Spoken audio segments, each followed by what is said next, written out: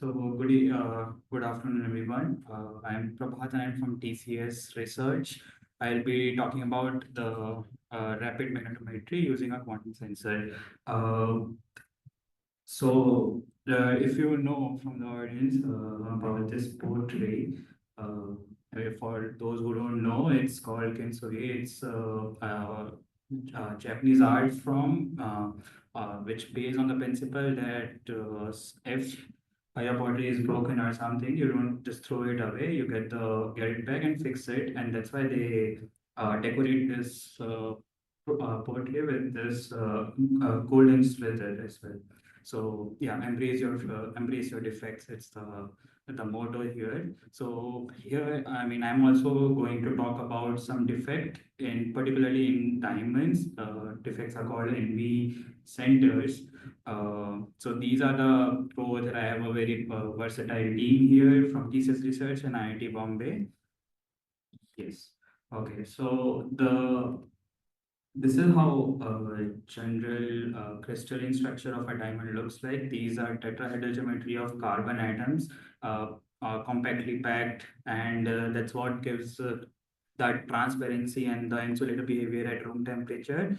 But if you induce some defects, I mean, in this case, it's point defects called specifically you are, I mean, replacing two carbon atoms with one vacancy here and one nitrogen atom. What it gives is the whole electronic structure of this complex lies in the between of these two. I mean, conduction band and valence band. These are this is what we call triplet state, where you have up spin, down spin, and zero spin. So these three states of these NV centers are what we are going to use. These two states at the upper level, these are upstate and downstate, and the difference between their energy, you can see some gap here, and this difference depends on the ambient magnetic field. So this gives us a way to get the magnetic field, sense the magnetic field around this sensor and get it for ourselves. But we cannot see the electronic structure. We need to get it out from the carbon this crystalline structure. So we need something else apart from this, localization of states.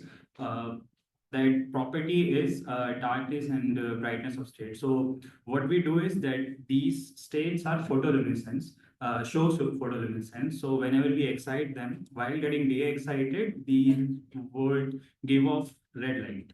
And these two states, which are upspin and downspin, they give off little less light than this bright state, because of which you can see whether the electron is there or it was here in the beginning.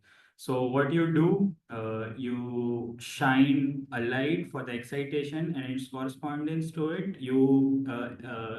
I mean, excite it, in this case with a microwave pulse, which makes the electron be either in this regime or in this state. And while getting de-excited from the intensity pattern, you can see where it is from. Yeah.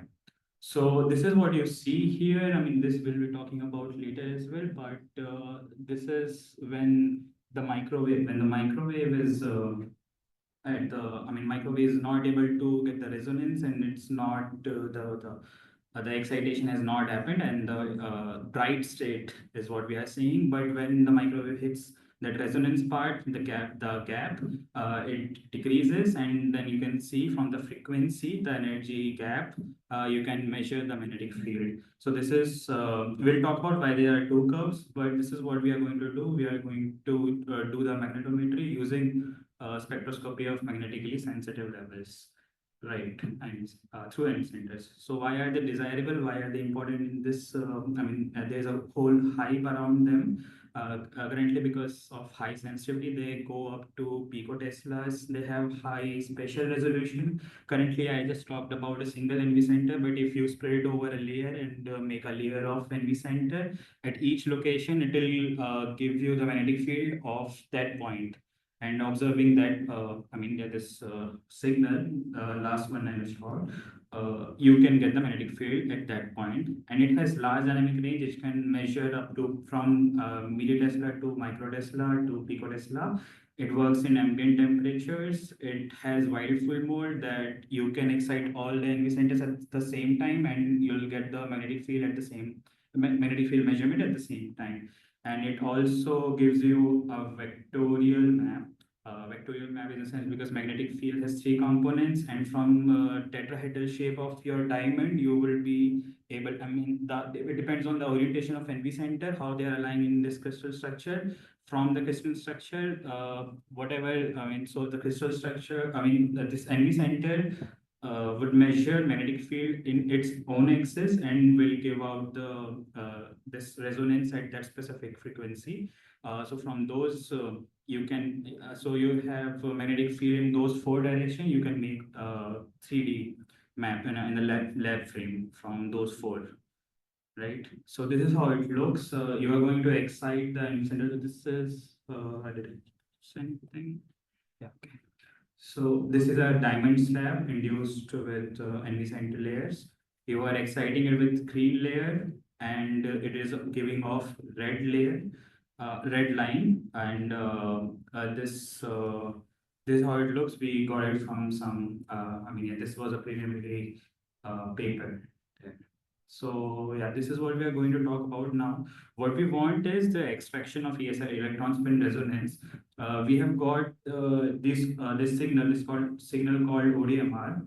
What we want from here is the central frequency, which will tell you the band gap. The gap between the bright state and the dark state.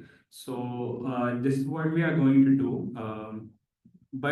While measuring, it will give you the magnetic field, which is it is measuring, but we do not want that. We want the magnetic field which is made from our sample itself. So we do, instead of one measurement, we go about doing two measurements. One is sample present, another is sample absent. Then you subtract it out. So in on summary, what we do is we find this frequency at this one position, and when the system was absent, then you put the sample back, and then you measure the same signal, and there's a shift there, and that's what is going to tell you about the magnetic field measurement along that position along that axis of NV center. Then generally what people do, because we know that it's Lorentzian, we fit a Lorentzian curve around it. Then from the Lorentzian fit, we'll get the central frequency of this data points, and from those frequency, these two, you can get the magnetic field of the source.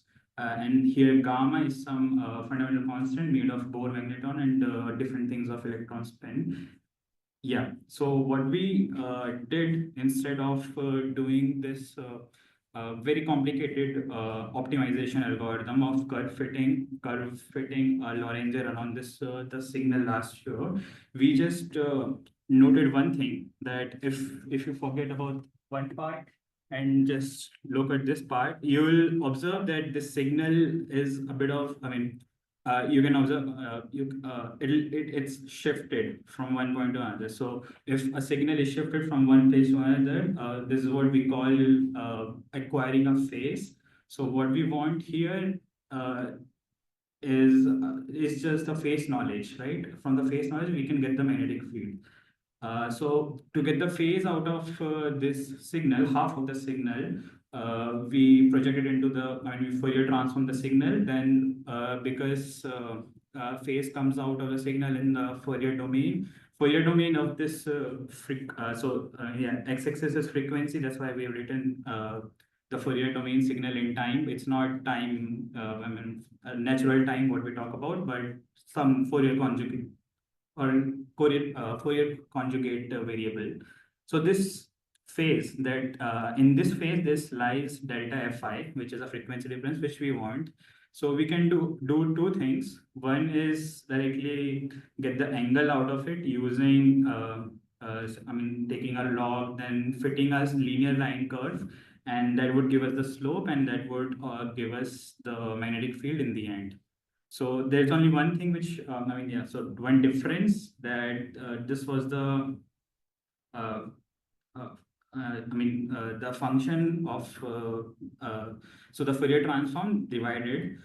This was a function, but then we do the filtering as well to get the important information out, because the other, high frequency noises we do not know. We know that the ODMR, which is a signal, is low pass filter. It's low. It's a low frequency signal. So we know that putting it across a low pass filter will give you the required, the needed signal. So that's what we do in this. And other proposed approach is that, since if you can look here, after division, it becomes a single frequency signal. So we can also apply these frequency estimation techniques. We used Esprit in this, which is estimation of signal parameters, where rotational invariance technique. From this technique, you directly get delta Fi from the signal, which is a single frequency figure. So yeah, yeah, sure. And this, yeah. So so this is what we got after. So this is some kind of microcoils which our collaborator ITB made. This is structure is like this, and it is producing. So current is going through, and it is producing magnetic field at some distance above it, and we are measuring it. So this is what the map looked like when we used the Lorentzian field in the traditional technique. This is what we got when we use our two techniques. But the only difference is that we got it 70 times faster. And that was the advantage of using our method. But of course, it's not magic. There's always a trade-off between the performance. So this is what we did. We got the data, the ODMR data from the sensor, and then we added artificial Gaussian noise on the top of it. And then in large noisy regime, it deviates a little bit. And that's what we can see. SSIM is for the image. So just we wanted to see the characteristic or the quality of the whole map, not the single frequencies. Yes, so that's all from my side. Thank you.